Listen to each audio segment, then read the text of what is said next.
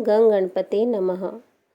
आपका आपके अपने चैनल हिंदी स्टोरी बुक पर बहुत बहुत स्वागत है। इस वीडियो में हम वैशाख संकष्टी गणेश चतुर्थी व्रत कथा सुनेंगे।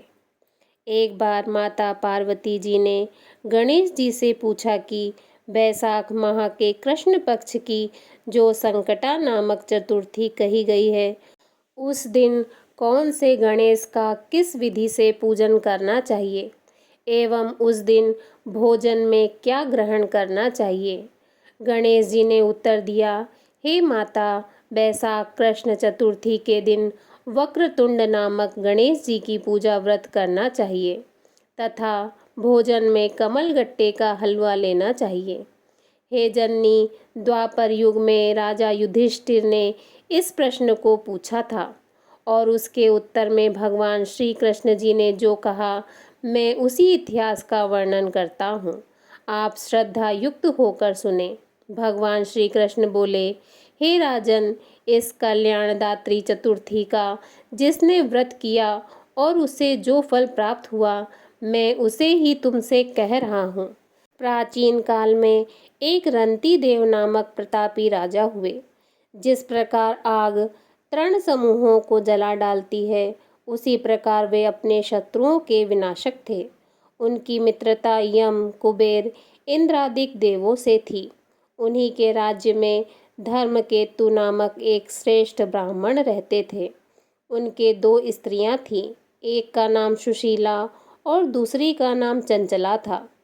सुशीला नित्य ही कोई न कोई व्रत किया करती थी। फलतः उसने अपने शरीर को दुर्बल बना डाला था। इसके विपरीत चंचला कभी भी कोई व्रत उपवास आदि न करके भर पेट भोजन करती थी। इधर सुशीला को सुंदर लक्षणों वाली एक कन्या हुई और उधर चंचला को पुत्र रत्न की प्राप्ति हुई। यह देखकर चंचला बारंबार सुशीला को ताना देने लगी, अरे सुशीला, तूने इतना व्रत उपवास करके शरीर को जर्जर बना डाला, फिर भी एक कृष्यकाया कन्या को जन्म दिया। मुझे देख, मैं कभी व्रत आदि के चक्कर में न पड़कर हष्ट-पुष्ट बनी हुई हूँ और वैसे ही बालक को जन्म दिया है। अपनी सोच का व्यंग बाण सुशीला के हृदय में चुभने लगा। वह प्रतिव्रता विधिवत गणेश जी की उपासना करने लगी। जब सुशीला ने भक्ति भाव से संकटनाशन गणेश चतुर्थी का व्रत किया, तो रात्रि में वरदायक गणेश जी ने उसे दर्शन दिए। श्री गणेश जी ने कहा, हे सुशीले, तेरी आराधना से हम अत्यधिक संतुष्ट हैं। मैं तुम्हें वरदान दे रहा हूँ कि तेरी कन्या के मुख से निरंतर मोती और मूंगा प्रवाहित होते रहेंगे। हे कल्याणी, इससे तुम्हें सदा प्रसन्नता रहेगी। हे सुशीले, तुझे वेद शास्त्रवेत्ता एक पुत्र भी होगा। इस प्रकार का वरदान देकर गणेश जी वहां से अंतर्ध्यान हो गए। वरदान प्राप्ति के फलस्वरूप उस कन्या के मुंह से सदैव मोती और मूंगा झड़ने लगे। कुछ दिनों के बाद सुशीला को एक पुत्र उत्पन्न हुआ। तदंतर धर्मकेतु का स्वर्गवास हो गया।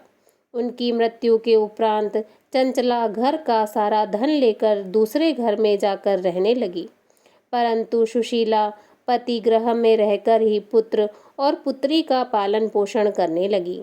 अपनी कन्या के मुंह से मोती मूंगा गिरने के फलस्वरूप सुशीला के पास अल्प समय में ही बहुत सा धन एकत्रित हो गया। इस कारण चंचला उससे ईर्ष्या करने लगी। एक दिन हत्या करने के उद्देश्य से चंचला ने सुशीला की कन्या को कुएं में धकेल दिया। उस कुएं में गणेश जी ने उसकी रक्षा की और वह बालिका सकुशल अपनी माता के पास लौट आई। उस बालिका को जीवित देखकर चंचला का मन उद्विग्न हो उठा। वह सोचने लगी कि जिसकी रक्षा ईश्वर करता है, उसे कौन मार सकता है। इधर सुशीला अपनी पुत्री को पुनः प्राप्त कर प्रसन्न हो गई। पुत्री को छाती से लगाकर उसने कहा, श्री गणेश जी ने तुझे पुनः जीवन दान दिया है। अनाथों के नाथ गणेश जी ही हैं। चंचला आकर उसके पैरों में नतमस्तक हुई। उसे देखकर सुशीला के आश्चर्य का ठिकाना न रहा। चंचला हाथ जोड़कर कहने लगी, हे बहन सुशीले, मैं बहुत ही पापिन और दुष्टा हूँ। आप मेरे अपराधों को क्षमा कीजिए। आप दयावती हैं। आपने दोनों कुलों का उद्धार कर दिया। जिसका रक्षक देवता होता है, उसका मानव क्या बिगाड़ सकता है।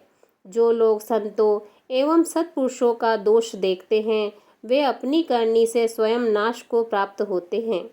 इसके बाद चंचला ने भी उस कष्ट निवारक पुण्यदायक संकटनाशन गणेश जी के व्रत को किया। श्री गणेश जी के अनुग्रह से परस्पर उन दोनों में प्रेम भाव स्थापित हो गया। जिस पर गणेश जी की कृपा होती है, उसके शत्रु भी मित्र बन जाते हैं। सुशीला के द्वारा संकटनाशन गणेश चतुर्थी व्रत किए जाने के कारण ही उसकी सोच चंचला का हृदय परिवर्तन हो गया। श्री गणेश जी कहते हैं कि हे देवी, पूर्व काल का पूरा वृत्तांत आपको सुना दिया। इस लोक में इससे श्रेष्ठ विघ्न विनाशक कोई दूसरा व्रत नहीं है। भगवान श्री कृष्ण जी कहते हैं कि हे धर्मराज, आप भी विधि पूर्वक गणेश जी का व्रत कीजिए। इसके करने से आपके शत्रुओं का नाश होगा तथा अष्ट सिद्धियाँ और नवनिधियाँ आपके सामने करबद्ध होकर खड़ी रहेंगी। हे धर्मपरायण युधिष्ठिर, आप अपने भाइयों, धर्मपत्नी और माता के सहित इस व्रत को कीजिए।